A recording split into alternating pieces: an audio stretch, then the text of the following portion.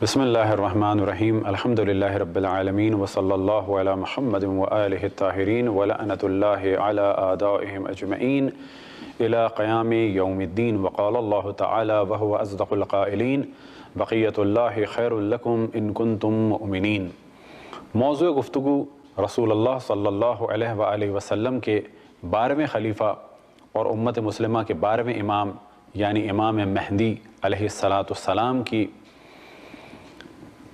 ظہور کی کچھ علامتیں، یعنی علائم ظہور امام زمان علیہ السلام۔ ہماری اس گفتگو کا عنوان ہے یمانی۔ پہلے بھی ہم نے توجہ دلائی کہ کچھ علامتیں خاص ہیں کہ جنہیں کہا جاتا ہے علامت حتمی۔ ان حتمی علامتوں میں سے ایک یمانی ہیں اور ایک سفیانی۔ پہلے ان دو موضوعات پر انشاءاللہ ہم گفتگو کرتے ہیں، پھر اس کے بعد قتل نفس زکیہ ہے، اسی طرح سے سیحہ آسمانی ہے، اور آسمان میں ایک ہاتھ کا ظاہر ہونا یا بنو امیہ کی حکومت کا اختتام۔ مختلف علامتیں ہیں کہ جنہیں حتمی کہا گیا ہے۔ ہماری اس گفتگو کا عنوان ہے یمانی۔ تو پہلے مرحلے میں توجہ رہے کہ خود یمن کے مؤمنین کی بہت زیادہ فضیلت بیان ہوئی۔ مثال کے طور پر ایک روایت جو رسول اللہ صلی اللہ علیہ وآلہ وسلم سے مولا امیر المؤمنین علیہ السلام نے نقل فرمائی، اور اس کا ذکر ہوا بحار الانوار کی جلد نمبر 51 صفحہ نمبر 223۔ آپ فرماتے ہیں من احب اہل الیمن فقد احبنی ومن ابغض اہل الیمن فقد ابغضنی۔ جس نے اہل یمن سے محبت کی اس نے مجھ سے محبت کی، اور جس نے اہل یمن سے بغض کیا اس نے مجھ سے بغض کیا۔ پھر اس کے بعد ایک اور روایت ہے کہ رجال اہل الیمن افضل الایمان،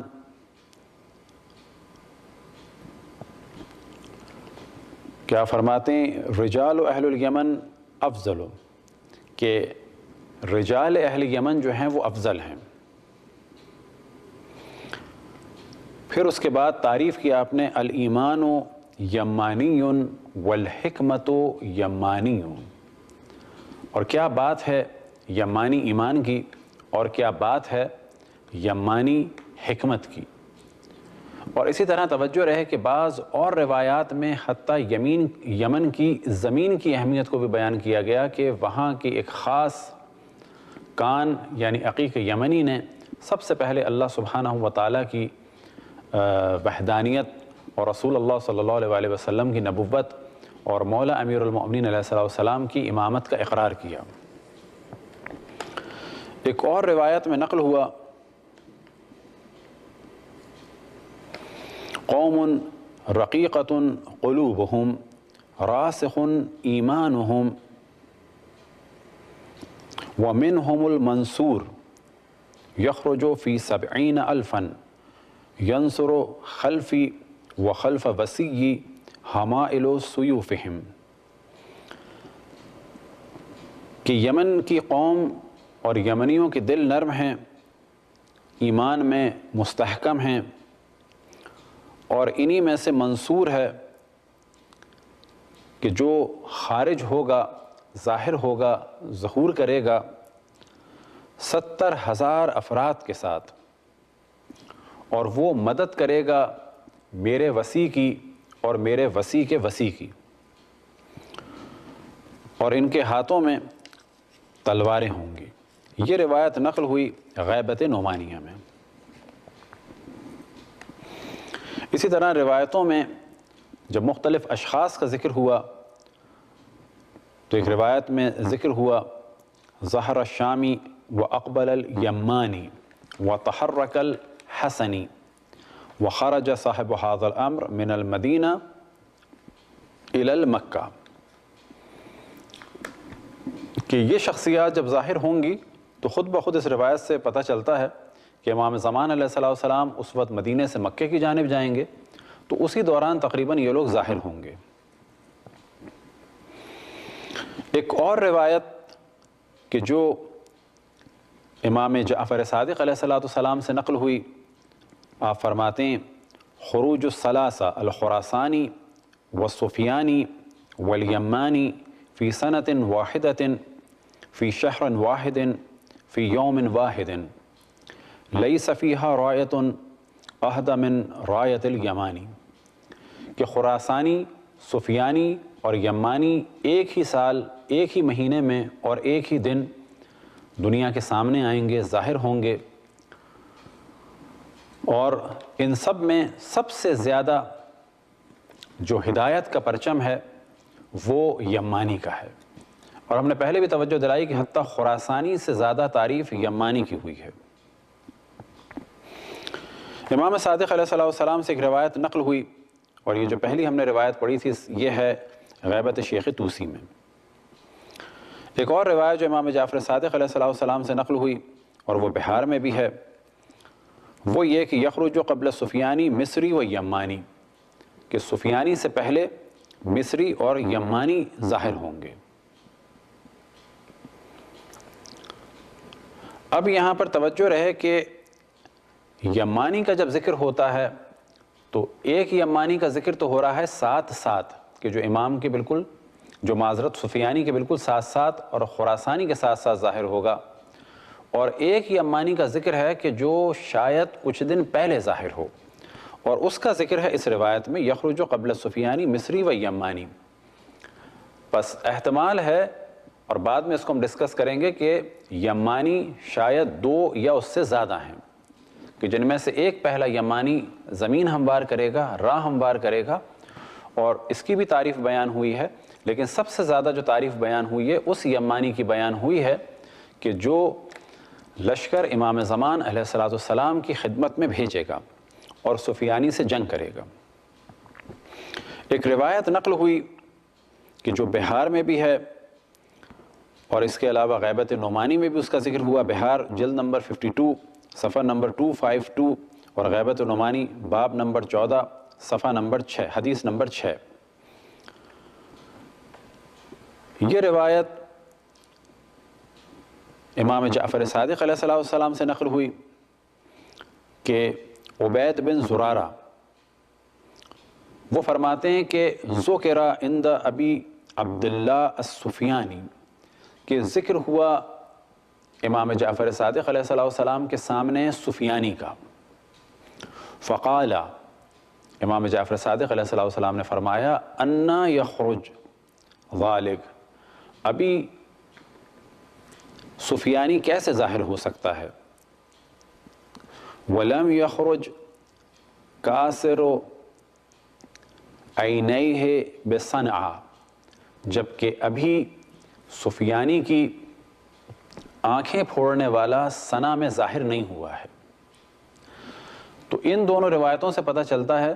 کہ ایک یمانی وہ ہے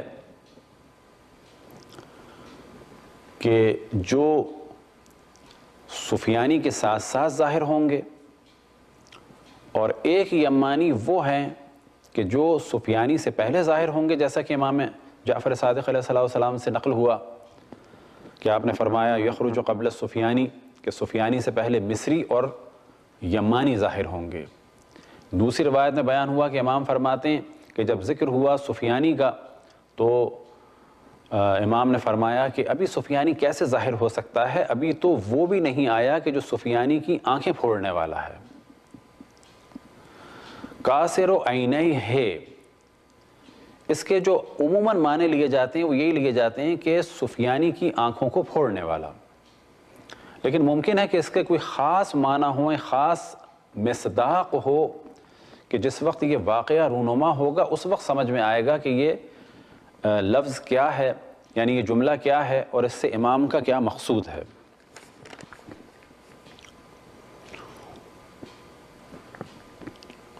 اسی طرح سے ایک روایت میں نقل ہوا امام رضا علیہ السلام سے فرماتے ہیں قبل هذا الامر السفیانی والیمانی والمروانی وشعیب بن صالح،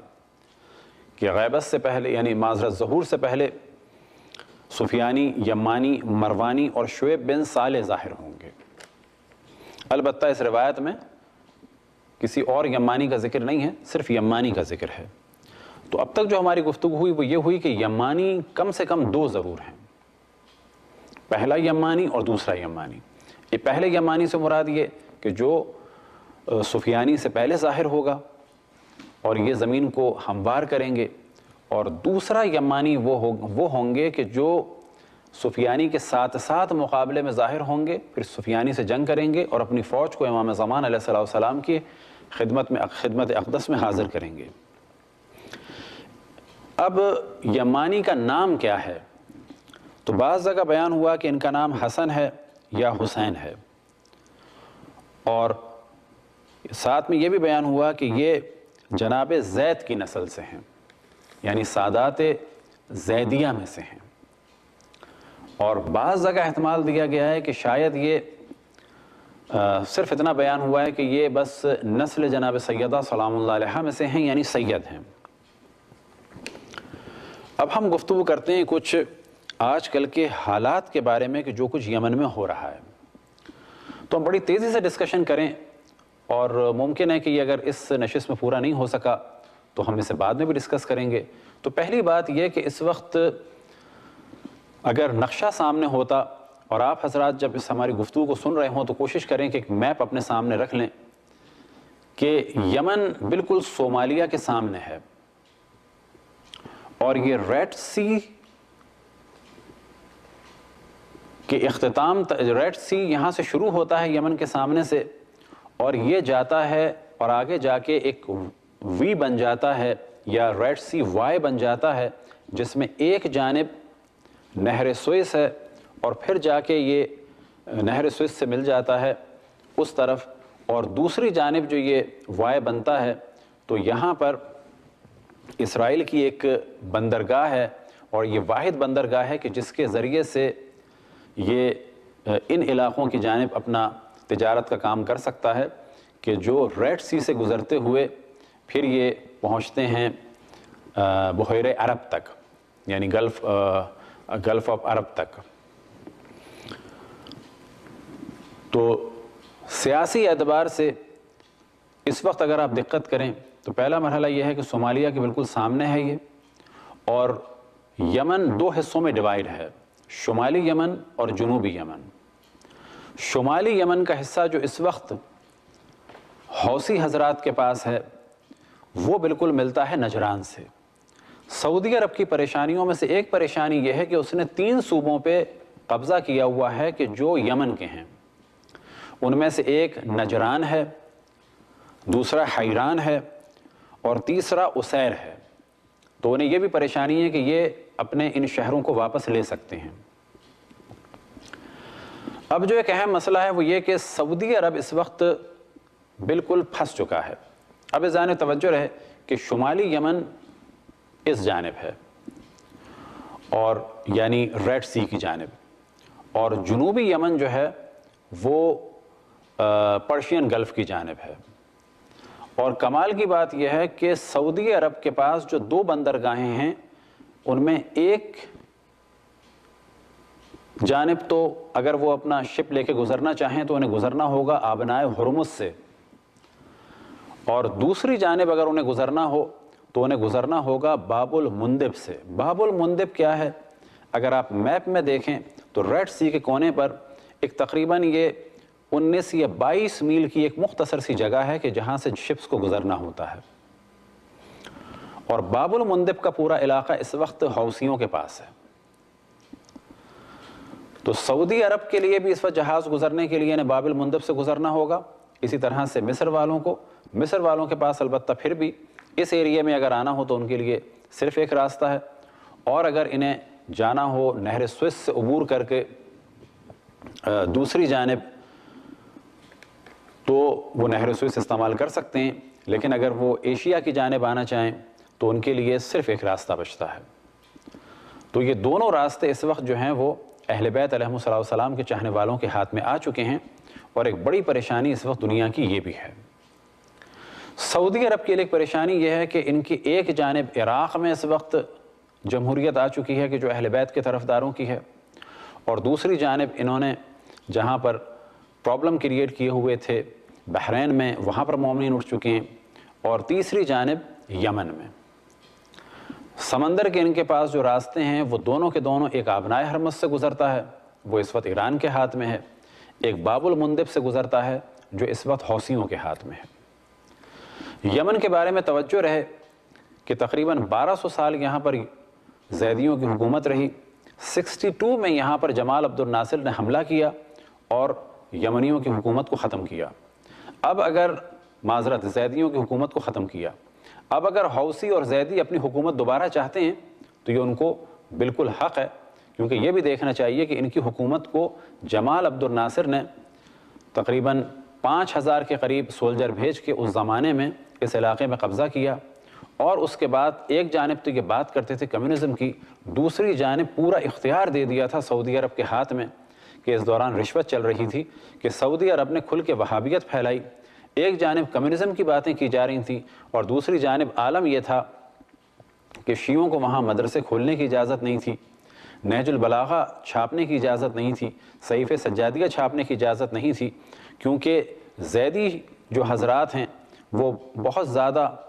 مانوس ہیں نہج البلاغہ اور صحیفہ سجادیہ سے، اور بعض دفعہ ہزاروں کی تعداد میں صحیفہ سجادیہ اور نہج البلاغہ کو روڈوں پہ لا کے جلایا گیا۔ کس وقت کہ جس وقت وہابیوں کا زور تھا۔ اب کچھ گفتگو ہو حوثیوں کے بارے میں۔ حوثیوں کے بارے میں توجہ رہے کہ یہ سادات طباطبائی ہیں۔ ایک عالم دین تھے جو زیدیوں کے بڑے عالم دین تھے، اور زیدیوں کے بارے میں توجہ رہے کہ وہ 4 اماموں تک مانتے ہیں ان کو، اس کے بعد ان کے یہاں امامت کا الگ سلسلہ ہے، یعنی جو بھی فاطمی ہو، سید ہو، علم رکھتا ہو، شجاعت رکھتا ہو تو وہ امام ہو جائے گا۔ تو ایک عالم دین تھے، ان کا نام تھا جناب سید بدر الدین حوثی طباطبائی۔ وہ وہاں کے مقتدر عالم دین تھے، سیاست میں بھی تھے، لیکن ان کی کافی عمر ہو چکی تھی اور 80 سال سے زیادہ کی عمر میں ان کا تقریباً 4-5 سال پہلے انتقال ہوا۔ ان کے ایک فرزند تھے یحییٰ، ایک فرزند تھے حسین، اور ایک فرزند یہ ہیں کہ جو اس وقت ہیں عبد الملک حوثی۔ یحییٰ اور حسین پارلیمنٹ میں بھی تھے اور انہوں نے ایک جماعت بنائی تھی اور اس جماعت کا نام تھا شباب المومنین۔ قرآن کا درس شروع کیا، پارلیمنٹ میں بھی تھے، قم میں بھی انہوں نے پڑھا کچھ، اور اس کے بعد وہاں پر تبلیغی کام شروع کیے، یہاں تک کہ مومنین کو بیدار کیا۔ اور جب وہ بیدار ہوئے اور اپنا مطالبہ کیا تو نتیجہ یہ ہوا کہ علی عبداللہ صالح سے تقریباً 6 جنگیں ہوئیں۔ البتہ جنگوں کے کہنے کے بجائے یہ جنگ تو کہا جاتا ہے انہیں، لیکن در حقیقت ان لوگوں نے حملہ کیا۔ اسی ایک حملے میں حسین بدر الدین حوثی طباطبائی شہید ہوئے، اور ان کی شہادت کی جو تاریخ ہے وہ 11 سپٹمبر 2004 ہے۔ اس وقت یمن میں جب کسی کو شہید کہا جاتا ہے، یعنی بغیر کسی نام کے اگر کہا جائے الشہید، تو اس سے مراد ہوتی ہے حسین بدر الدین طباطبائی الحوثی۔ حسین بدر الدین طباطبائی الحوثی کی شہادت کے بعد ان کے والد نے قیادت سنبھالی